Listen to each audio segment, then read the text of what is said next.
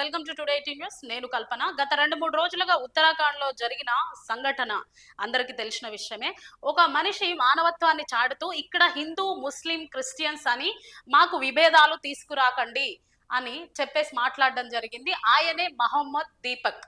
ఆయన అసలు పేరు దీపక్ కుమార్, కానీ ఆయన వాళ్ళతో చెప్పడం మహమ్మద్ దీపక్ అని చెప్పడమే ఇక్కడ హైలైట్ అయిందనమాట. ఒకసారి చూడండి. आपका नाम क्या भैया? अपना नाम? मेरा नाम मोहम्मद दीपक है भाई। मोहम्मद दीपक है। ये बाबा की दुकान है और जितने वो खुली हुई है ये बाबा सुपर स्वीट्स वगैरह क्या है? वो सब हिंदू की दुकान है। मुसलमान क्या हो गया? मुसलमान बाबा क्या है? क्या पहचान से अपने पहचान से कीजिए आप। ये तुम्हारी पहचान है क्या? ये बाबा हमारी पहचान है। नाम चेंज हो जाओ यार। जाने चल यार, यार धक्का मत मारो यार। देखो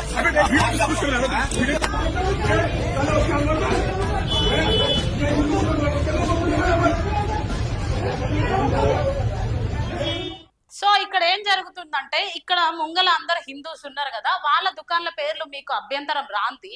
ఈయన 30 సంవత్సరాల నుండి బాబా టెక్స్టైల్స్, స్కూల్ యూనిఫామ్స్, బట్టలు అవి నడిపిస్తున్నప్పుడు మీకు ఎందుకు అభ్యంతరకరంగా అనిపిస్తుందంటే, ఈయన ముస్లిం కదా, బాబా అని ఎందుకు పేరు పెడతారని వాళ్ళ మీద దాడి చేయడం జరిగింది. దీపక్ మీద కూడా దాడికి అటాక్ చేయడం జరిగింది.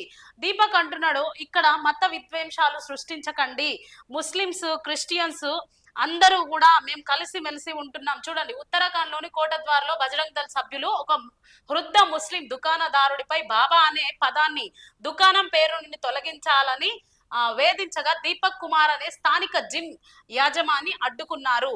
అక్కడ ఆ క్రమంలో ఆయన చెప్పిన పేరు ఏంటంటే, నా పేరు మహమ్మద్ దీపక్, ఇక్కడ హిందూ ముస్లిం సమస్యలను తీసుకురాకండి ఆయన హెచ్చరించాడు. అక్కడ ఆ బజరంగ్ దళ్ వాళ్ళు దాడికి దిగినప్పుడు ఆయన ఒక హ్యూమన్ గా, ఒక అక్కడ మనిషిలాగా నిలబడి సపోర్ట్ చేయడం జరిగింది. అసలు మన భారతదేశంలో ఏం జరుగుతుంది? ఎందుకు మత విద్వేషాలు రెచ్చగొడుతున్నారు? బాబా అనే పేరు ఎందుకు పెట్టుకోకూడదు? ముస్లింస్ అయితే పెట్టుకోవద్దా, లేకపోతే హిందూస్ అయితే పెట్టుకోవద్దా? ముస్లింలు ఈ పేర్లే పెట్టుకోవాలి, హిందూస్లు ఆ పేర్లే పెట్టుకోవాలని ఏమన్నా రాజ్యాంగంలో రాసి పెట్టి ఉందా? లేకపోతే బజరంగ్ దళ్ బుక్ లో ఏమైనా కొత్త రూల్ మీరు తీసుకొచ్చిండ్రా? ముస్లిం బాబా అని పెట్టుకోవద్దు, లేకపోతే హిందువులు ఖాన్స్ అని పెట్టుకోవద్దు, మహమ్మద్లను పెట్టుకోవద్దు, ఇట్లా మీరు కొత్త రాజ్యాంగం ఏమైనా తీసుకొచ్చిండ్రా? ఇంత విధ్వంసాలకు పాల్పడుతూ ఉంటే ప్రభుత్వాలు ఏం చేస్తున్నాయి? ఎక్కడ చూసినా దాడులు, ఎక్కడ చూసినా విధ్వంసాలు రెచ్చగొట్టడం ఈ బజరంగ్ దళ్ వాళ్ళు, శివశక్తి వాళ్ళు, లేకపోతే ఇంకా ఇతర వాళ్ళందరూ కూడా చేస్తూ ఉంటే ఎందుకు కఠినమైన చర్యలు తీసుకోవడం లేదు? ఒక మనిషి అక్కడ నిలబడినప్పుడు ఆయన కూడా చట్టం ఎందుకు వాళ్లకు నిలబడడం లేదు? వీళ్ళపై ఎందుకు చర్యలు తీసుకోవడం లేదు? అంత వృద్ధుడి కోసం ఈయన సపోర్ట్ చేస్తూ ఉంటే మరి ప్రభుత్వం ఏం చేస్తుంది? ఈ మత విధ్వంసాలు రెచ్చగొడుతూ ఉంటే వీటిని అట్లనే పెంచి పోషిస్తూ ఉందా? అసలు ఏం చేస్తుంది ప్రభుత్వం? చూడండి, ఉత్తరాఖండ్ లో జరిగిన సంఘటన ఎంత దారుణమైన పరిస్థితి చూడండి. ఉత్తరాఖండ్ లోని కోటద్వార్ పట్టణంలో జరిగిన ఒక ఘటన ఇప్పుడు దేశ వ్యాప్తంగా చర్చకు దారితీసింది.